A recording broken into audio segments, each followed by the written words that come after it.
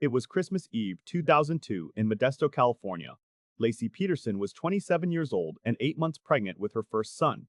She had decorated the house for Christmas, she had wrapped gifts, she had made plans for the holidays, and sometime that morning she vanished completely.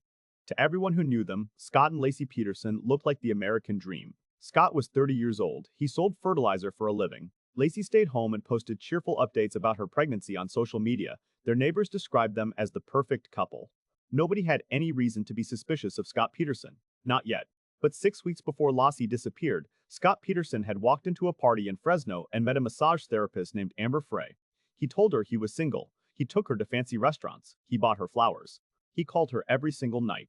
And on December 9th, 2 weeks before Christmas, Scott Peterson told Amber Frey on the phone that he had lost his wife and that this Christmas would be his first one alone. At the exact moment Scott said those words to Amber Frey, his wife Laci was alive at home in Modesto wrapping Christmas presents. She had no idea her husband was on the phone with another woman telling her she was dead.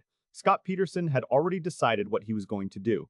On the morning of December 24th, Scott told his neighbor he was going to play golf. But he did not go to the golf course. Instead, he drove 90 miles in the opposite direction to Berkeley Marina on San Francisco Bay. He launched a small aluminum boat that his own family never even knew he owned. He claimed he spent the morning fishing alone. He caught nothing. He saw nobody. He had no receipt for bait. He had no fishing license. There was no record of Scott Peterson at Berkeley Marina that morning except his own word. When Scott returned home that afternoon, Laci was gone. Her purse was on the kitchen counter. Her keys were by the door. Her car was in the garage. Only her dog was there wandering the yard still wearing his leash as if someone had started to walk him and never came back. Scott called his mother-in-law. He said Laci was missing. The search began immediately. What happened next shocked investigators. Scott Peterson did not behave like a desperate husband. He did not hammer detectives with questions. He did not demand updates. He did not break down crying when the cameras were off. Instead, just 2 days after Laci vanished, Scott Peterson gave a television interview standing outside their home calmly asking for her safe return. He barely shed a tear. Retired Detective John Bueller said later that Scott Peterson behaved like a man reading from a script rather than a man who had lost his wife. On December 30th, Amber Frey saw Laci Peterson's face on the television news. She recognized the name. She recognized the husband. She called police immediately. Amber told detectives everything. She told them Scott had said he was single. She told them about the phone call where he said his wife was dead. She told them about the restaurants and the flowers. And then she agreed to do something extraordinarily brave. She agreed to keep talking to Scott while police recorded every single word. In the weeks that followed, police listened as Scott Peterson called Amber Frey from search command centers where volunteers were looking for his missing pregnant wife. He told Amber he was in Paris. He was in Modesto. He told her he loved her. He told her he was watching New Year's fireworks in the Eiffel Tower. He was standing 50 feet from where people were handing out missing person flyers with Laci's face on them. Scott Peterson performed Grief for the World and Romance for Amber Frey at the exact same time.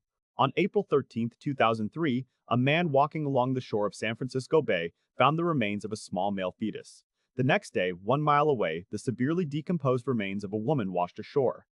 DNA confirmed what investigators had feared. It was Laci. It was Connor. They had been found less than 2 miles from where Scott Peterson said he went fishing on Christmas Eve morning. 4 days later, police tracked Scott Peterson to a golf course in San Diego, California. When they pulled him over, they found he had bleached his hair completely blonde. He was carrying $15,000 in cash. He had his brother's driver's license in his pocket. He had 4 cell phones. He had camping gear and survival supplies in his car. The police put handcuffs on Scott Peterson on a golf course in San Diego, and the whole country watched. The trial of Scott Peterson lasted 5 months and gripped the entire nation. The jury heard the recorded phone calls. They heard Amber Frey testify that Scott told her he was a widower before Laci had even disappeared. They heard that Scott had taken out a life insurance policy on Laci. They heard that before her body was even found, he had already listed their house for sale and converted the baby nursery into a storage room.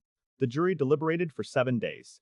On November 12, 2004, Scott Peterson was found guilty of first-degree murder for the death of Laci and second-degree murder for the death of their unborn son Connor.